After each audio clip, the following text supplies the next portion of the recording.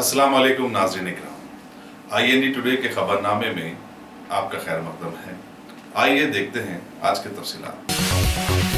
मजलिस के मोतमद उमूमी और रुकन असम्बली अहमद पाशा खादरी ने आज रियासती आज़मीन हज के 20वें काफिले की बसों को हरी झंडी दिखाकर विदा किया। उन्होंने इस मौके पर आज़मीन हज से अपील की कि वो अपने सफ़र हज के दौरान सब्र और तहम्मुल का मुजाहरा करें और एक दूसरे आज़िम का ख्याल रखें। उन्होंने मक्के मौज़मा और मदीना मुनव्वरा की हुर्मत का भी ख्याल रखने का मशवरा दिया। सदर नशीन हज कमेटी मसीउल्लाह खान और दूसरे भी इस मौके पर मौजूद थे।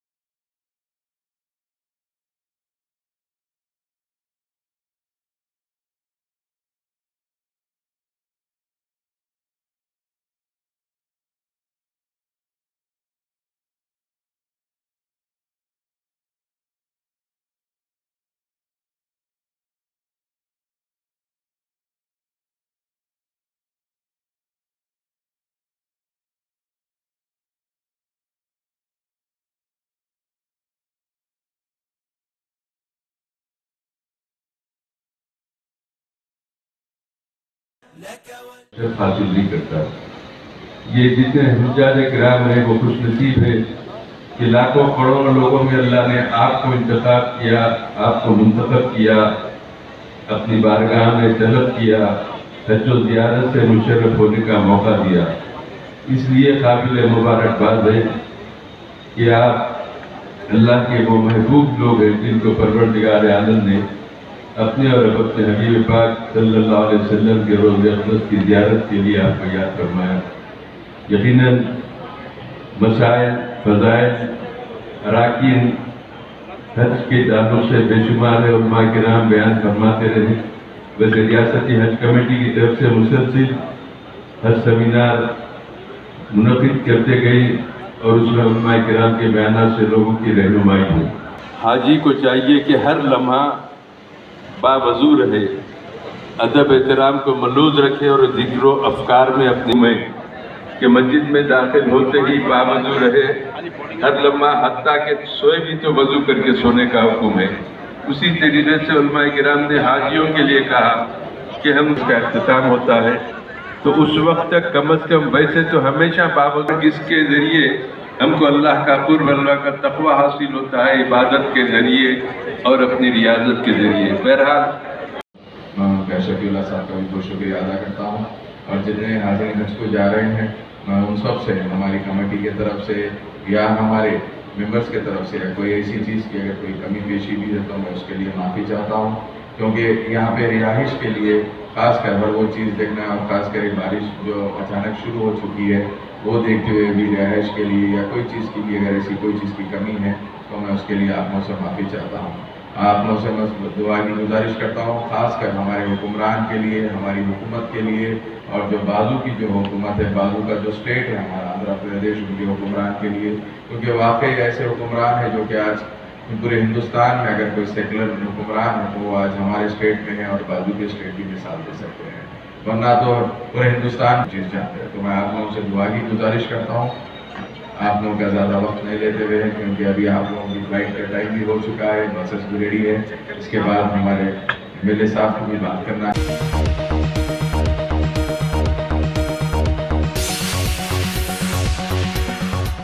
रियासती गवर्नर ESL नरसिम्हन ने जिले मेडचल के मौजे दियोरा रमजाल में वाक़ जीवी के कैंपस में इमरजेंसी सिमुलेशन कैंपस का इफ्तिताह किया। इस मौके पर अपनी किताब में गवर्नर ने मेडिकल शोबे में नई टेक्नोलॉजी के इस्तेमाल की जरूरत पर जोर दिया और 108 एम्बुलेंस सर्विस को बस्ती दवाखाने से जोड़ने की वकालत की।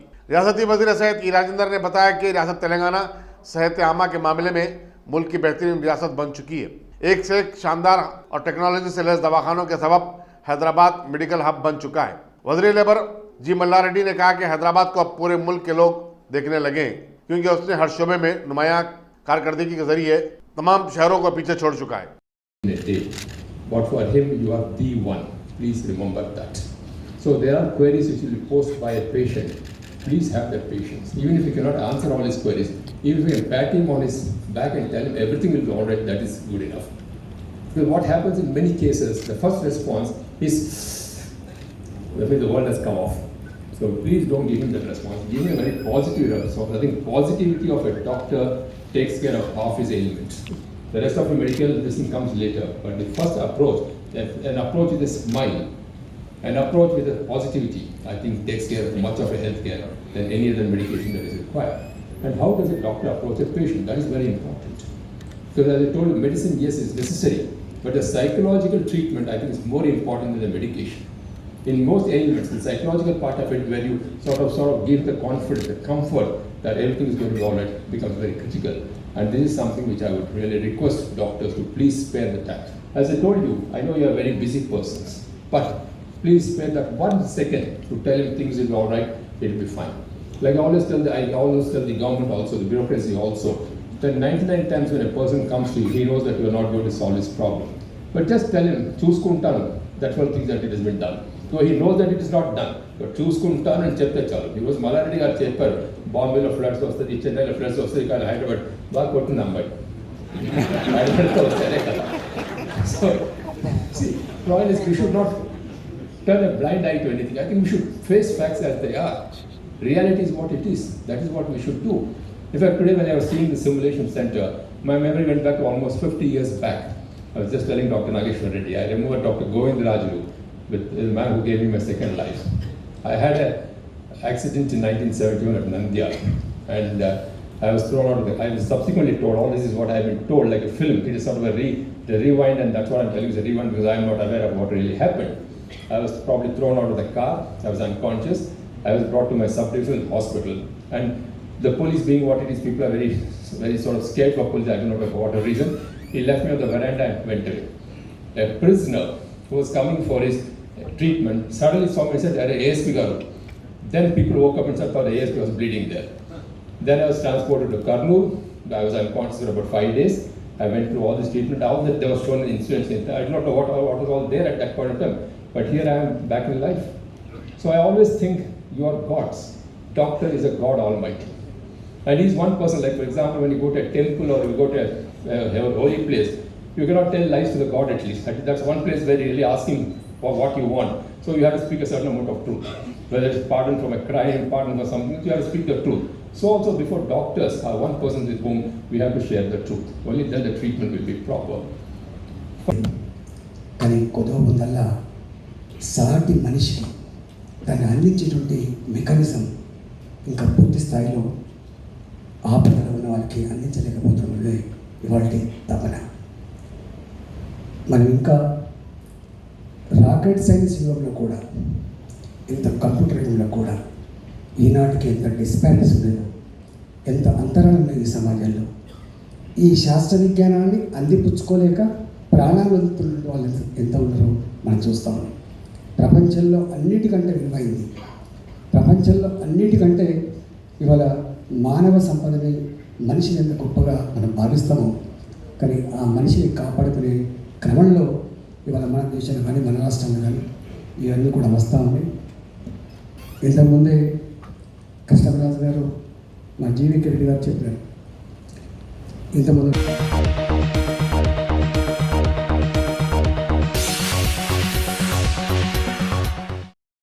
Top Selection computers. अगर आप टेक्नोलॉजी के दौर में रहते हुए टेक्नोलॉजी से दूर हैं तो सोचिए मत, आइए एक बार खिदमत का मौका दीजिए। हमारे यहाँ branded computers Dell, HP, Lenovo laptop accessories उम्दा क्वालिटी निहायती वाजबी दाम पर दस्तयाब है। स्कूल, कॉलेज, कॉर्पोरेट, ऑफिस वगैरह में बल्क क्वांटिटी में सप्लाई की जाती है। इसके साथ साथ हमारे यहाँ माहिर टेक्नीशियंस की निगरानी में रिपेयर की सहूलत भी मौजूद है। अगर आप अपने घर, दुकान, सोसाइटी, स्कूल वगैरह को सेफ और क्राइम फ्री बनाना चाहते हो तो इंस्टॉल कीजिए CCTV कैमरा जो HD क्लियरिटी के साथ दस्तयाब है। गुज़िश्ता 10 साल से मुल्क भर में अपनी इन तमाम खिदमात को जारी रखते हुए आपके एतमाद को बरकरार रखने वाला नाम Top Selection Computers, Vijayanagar colony beside Riyan hotel Hyderabad. Director Syed Rashid Ali. Phone 9849715954। Top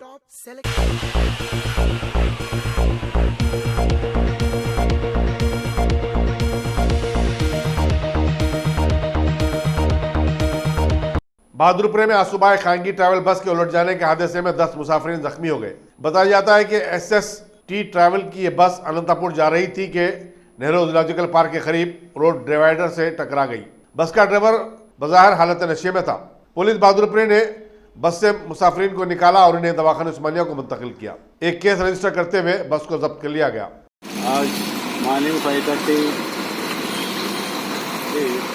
travel Bengaluru से हैदराबाद आ रहे हैं। बीच में क्लियर पार के आने के बाद रैश एंड एग्निशन ड्राइविंग करे तो इधर बस स्टैंड है पूरा 10 आदमी है तो 4 आदमी की छोटा छोटा इंजरीज है, बाकी लोग सेफ है। Under immediately call from the under dial 100 ambulance 104 है 108 वो स्मॉल इंजरीज है फॉर आदमी की ट्रीटमेंट। सब इंजरी कुछ ज़्यादा हुआ इसमें? स्मॉल इंजरीज है। कितने मेंबर्स है? 4 मेंबर्स और टोटल 3 मेंबर्स है।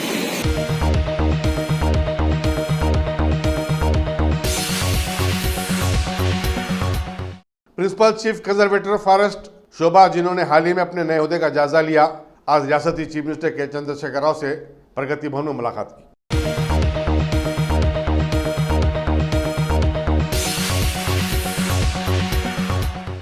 सिर्फ एक ट्विटर बयान की वसूली पर रियासती हुकूमत ने श्रीनगर के NIT में ज़ेर तालीम तेलंगाना का ताल्लुक रखने वाले तुलबा की मदद का फैसला किया और उन्हें उनके आबाई मकाम को पहुंचाने की मसाई शुरू कर दी है। इन तुलबा ने TRS के कानूनी सदर KT रामारा को एक ट्वीट के जरिए बताया था कि हुकूमत हिंद ने उन्हें कैंपस का तख्लिया करने और रियासत छोड़ देने की हिदायत दी है। KT रामारा ने मदद के लिए तुलबा और तुलबा के वालिदीन से दिल्ली के तेलंगाना भवन में तैनात कमिश्नर V गिरी से रब्ता करने की भी ख्वाहिश की।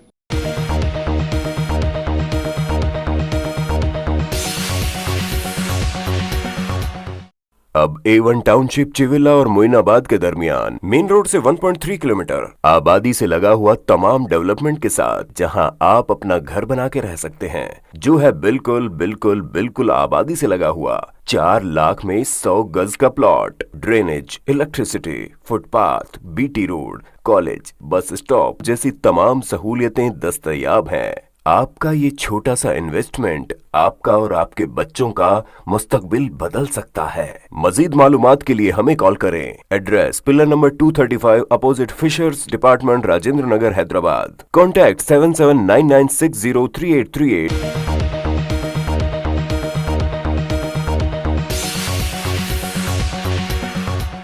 हैदराबाद के मेयर बी राममोहन ने आज शहर में मुसलसल बारिश से तबाह हो जाने वाली सड़कों की हालत का जायजा लिया। उन्होंने अमीरपेट, खैरताबाद, बलकमपेट वगैरह में सड़कों पर पड़े खड्डों को भरने के लिए बल्दिया की तरफ से जारी काम का भी मुआयना किया। उनके हमरा मुकामी कारपोरेटर्स और TRS कायदीन भी थे।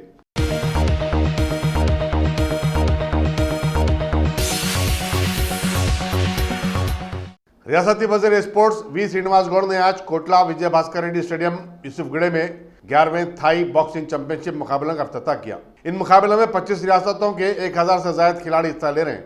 सदरनशीन रियासती स्पोर्ट्स काउंसिल वेंकटेश्वर रेड्डी, सेटविन के साबिक सदर इनायतुल्लाह बाखरी, ऑर्गेनाइजर्स इफ्तिखार हुसैन और सोराब सुमन झा भी मौजूद थे। 11th నేషనల్ టై బాక్సింగ్ ఛాంపియన్షిప్ తెలంగాణ కోట విజయభాస్కర్ స్టేడియంలో 24 రాష్ట్రాల ప్లేయర్స్ అందరూ కూడా తెలంగాణ వచ్చి ఈ నేషనల్ గేమ్స్లో పాల్గొనడానికి వారికి అందరినీ కూడా అభినందిస్తాం. తెలంగాణ సెక్రటరీ పుస్తకారు హుస్సేన్ గారి ఆధ్వర్యంలో Indian president staff chairman Venkateswara Reddy గారు, శ్రీనివాస యాదవ్ మా యూత్ అధ్యక్షులతో పాటుగా ఇతర రాష్ట్రాల నుంచి 1000 మందికి పైగా స్పోర్ట్స్ మెన్ అందరూ కూడా ఇక్కడ పాల్గొనడం, వచ్చిన వారందరూ కూడా ఇక్కడ చాలా మంచి ఫెసిలిటీస్ ఉన్నాయి.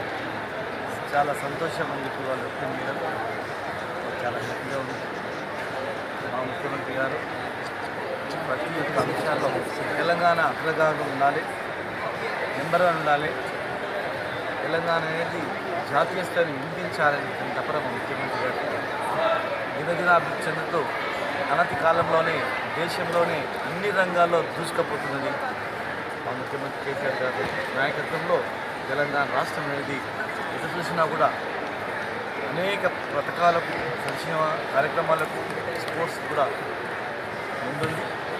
భవిష్యత్తులో ఇంకా స్పోర్ట్స్కు అనేక రకాల సౌకర్యాలు ముఖ్యమంత్రి గారు కలిగిస్తారు.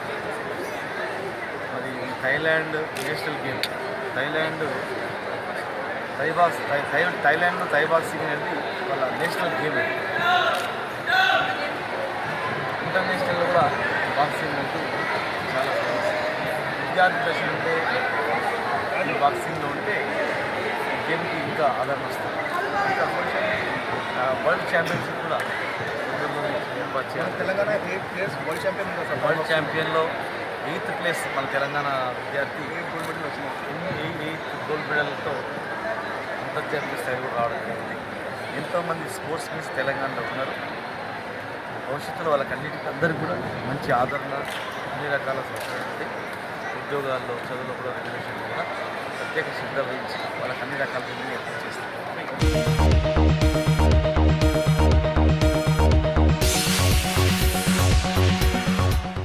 अहमदाबाद मुनक़िद होने वाले कानून साज कौंसिल के इंतखाबात के लिए चीफ मिनिस्टर के चंद्रशेखर राव ने साबिक रुकन पार्लियामेंट जी सुखिंदर रेड्डी को टीआरएस उम्मीदवार बनाने का फैसला किया है। चीफ मिनिस्टर ने सुखिंदर रेड्डी से कहा कि वो असम्बली कोटे से कानून साज कौंसिल के इंतखाबात में अपना पर्चा नामजदगी दाखिल करें। सुखिंदर रेड्डी ने आज चीफ मिनिस्टर से प्रगति बनो मुलाकात की थी और उनसे ज़ाहिर तशक्कुर किया। यहाँ ये बताना ज़रूरी होगा कि इलेक्शन कमीशन ने रियासती कानून साज कौंसिल की 3 के मुजमला एक निश्चित पर ज़िमनी इंतखाबात के लिए 26 अगस्त को रायदही का ऐलान किया है। पर्चे नामजदगी दाखिल करने की आखिरी तारीख 14 अगस्त होगी।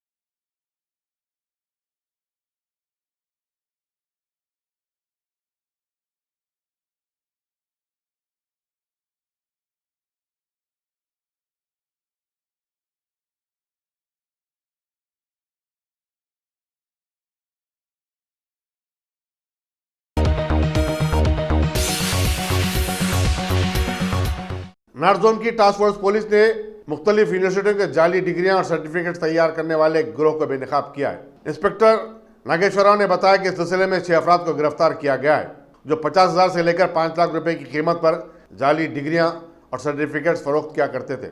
उनका निशाना बैरूनी ममालिक में आला तालीम के उसूल के ख्वाहिशमंद तलबा हुआ करते थे। पुलिस ने इनके कब्जे से जाली डिग्रियां, रबर स्टैंप्स और कलर प्रिंटर वगैरह भी जब्त किया।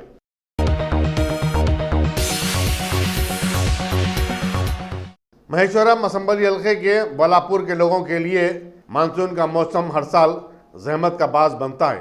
मकामी लोगों ने बताया कि गुज़श्ता 2-3 दिन की बारिश से पूरे इलाके में पानी ही पानी जमा हो गया और मोरियां उबल पड़ी हैं। बल्दी हुकाम को बार बार तवज्जो दिलाई गई, लेकिन इस मसले का कोई हल बरामद नहीं हुआ। एक खातून ने बताया कि 20 साल से वो इस इलाके में रहती हैं और सूरत हाल यही है। पता नहीं सुनहरे तेलंगाना बनने में उन्हें मजीद कितने साल का इंतजार करना पड़ेगा। ఇక్కడ ఇల్లులు కట్టుకున్నాం 10 ఏళ్ళు, మాకు ఎలాంటి సమస్యలు 10 సంవత్సరాల నుంచి మాకు ఈ నీటి సమస్య, ఈ వరద సమస్య చాలా ఉధృతంగా విపరీతంగా తయారవుతుంది. ప్రతి సంవత్సరము ఈ వారంలోనే మాకు 3 సార్లు వచ్చినాయి. ఎన్నిసార్లు చెప్పినా కూడా ఎవరు ఏ అధికారులు పట్టించుకోవటం లేదు, ఏ మినిస్టర్లు పట్టించుకోవటం లేదు.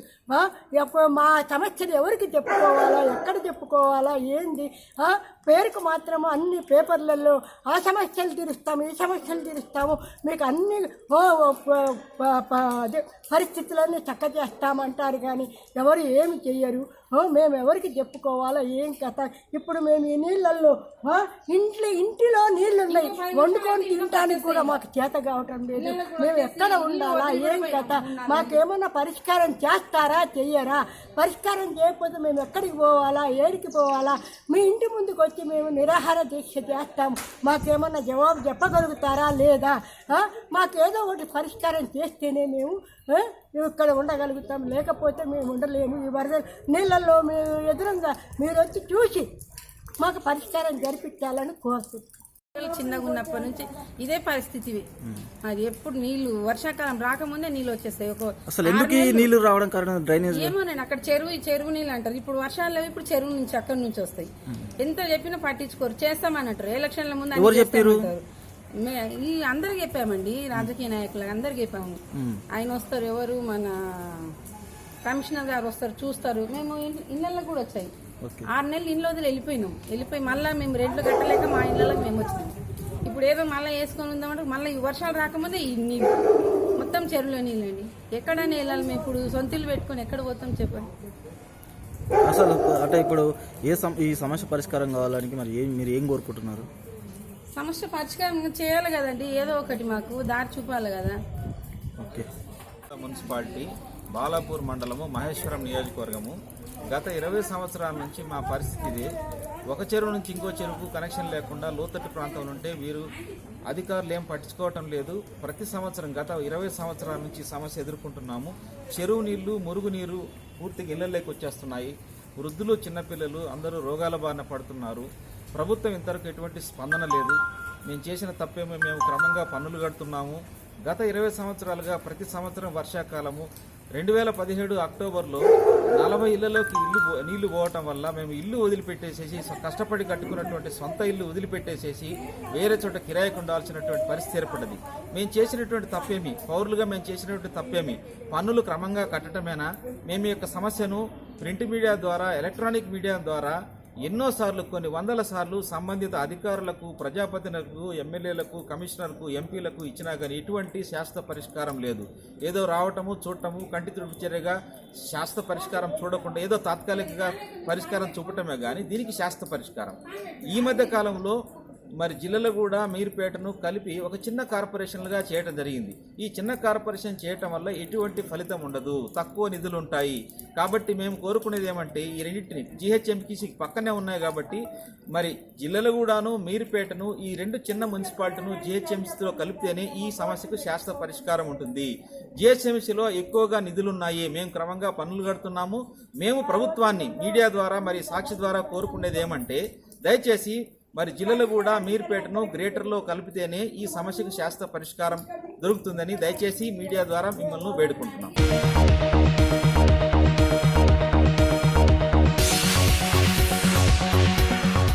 Bhagwan Devi Hospital, Dr. Om Prakash Agrawal presents Juhi Clinics at Sheikhpet. 25 सालों से ऑर्थोपेडिक्स सर्विसेज खिदमत अंजाम देते आ रहे हैं। भगवान देवी हॉस्पिटल है हमेशा आपके साथ। Doctor Om Prakash Agarwal, MS ortho senior orthopaedic surgeon, doctor Arvind Kumar, MS ortho senior orthopaedic surgeon, treatment for difficult fractures, joint replacement, arthroscopy surgery, spine surgery, all under one roof. हजारों मरीजों का कामयाब इलाज जदीद टेक्नोलॉजी के जरिए। तमाम ऑर्थोपेडिक सर्विसेज एक ही छत के नीचे। Modern operation theatre, 24 hours digital x ray, ultrasound, diagnostics, operations facility and pharmacy. Juhi Clinic, 3rd floor, above Reliance Trends, beside D-Mart, Toli Chowki, Sheikhpet, Hyderabad.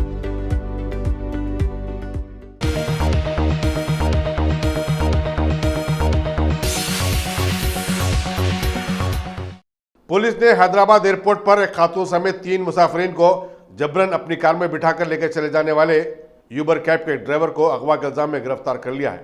Rajiv Gandhi international airport police के मुताबिक कल रात को मुंबई से एक खानदान के शहरखान हैदराबाद पहुंचे थे। उन्होंने ओला कैब बुक किए। उनमें एक कैब फौरी पहुंच गई, जबकि दूसरी कैब पहुंचने में देर लग गई।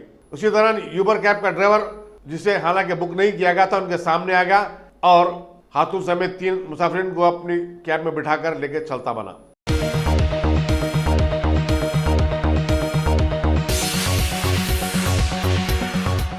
मलयाली रोजनामे से वाबस्ता एक सहाफी कल रात देर गए एक IAS ऑफिसर की तेज रफ्तार कार की टक्कर से हलाक हो गया। हादसा रात तकरीबन 1:45 बजे उस वक्त पेश आया जब रोजनामा सिराज के 35 साला बेलो चीफ बशीर अपनी 2 व्हीलर पर घर वापस हो रहे थे।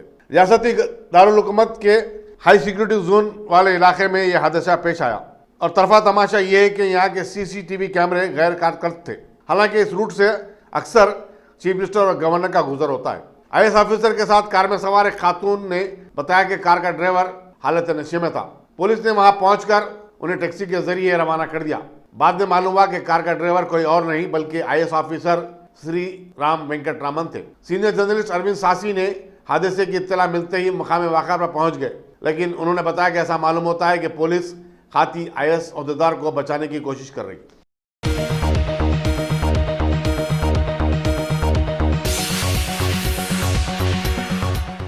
जिले बारामूला के सोपोर टाउन में इंतहा पसंदों और सिक्योरिटी फोर्सेस के दरमियान आज एक झड़प में एक इंतहा पसंद के मारे जाने की खबर आई है, जबकि एक सिक्योरिटी एहलकार जख्मी हो गया। सिक्योरिटी फोर्सेस ने वारापुरा इलाके में इंतहा पसंदों की मौजूदगी की खबर मिलने पर कार्डन सर्च ऑपरेशन मुनज़्ज़म किया। आखिरी इत्तलात मिलने तक इंतहा पसंदों और सिक्योरिटी फोर्सेस के दरमियान फायरिंग का तबादला जारी था। अगर आपने हमारे चैनल को सब्सक्राइब नहीं किया है तो आपको यहाँ सब्सक्राइब बटन दिख रहा है, उसे क्लिक करिए और सब्सक्राइब कीजिए और साथ ही साथ बेल आइकॉन को भी क्लिक करिएगा, जिससे कि आपको ताज़ा अपडेट मिलते रहें।